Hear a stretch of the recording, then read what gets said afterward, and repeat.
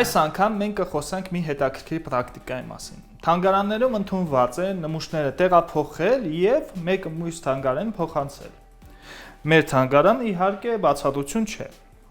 Իվան Գաբրիելյանը Ֆրանսիայի Հանրապետությունից մեզ բերել է դինոզավրի ձուի մնացորդներ, որը մեզ պատճառ է տալի խոսալ դինոզավրերի մասին։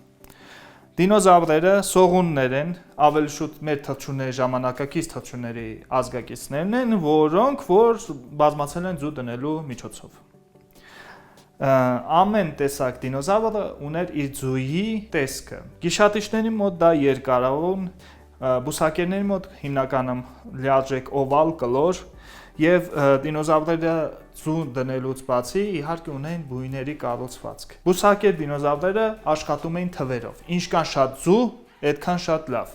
Եվ կարող էին մի անգամից մոտ 200 ձու տեղադրել, թողել բույնում, ինչպես ժամանակակից կրյաները։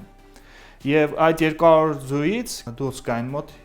3 քառյակ տասնյակ բուսակեր դինոզավրեր, որոնցից կմնար սաղ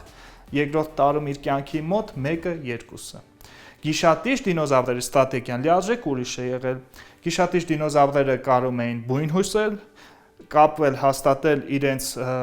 տեսակի ներկայացուցիչների հետ եւ նույնիսկ կան տվյալներ, որ շատ դինոզավրեր հետևել են իրենց ձագերին։ Դա իրենց պահվածքով մոտեցնում է ժամանակակից թռչուններին եւ ալիգատորներին։ Դինոզավրերը շատ են զարգացած եղել իրենց ժամանակի համար եւ 165 միլիոն տարվա ընթացքում տիրել են այս մոլորակը եւ իրենց բազմացան ստրատեգիան եղել է իրականում շատ հաջող, այնքան հաջող, որ մինչ այժմ թռչունները օգտագործում են դա։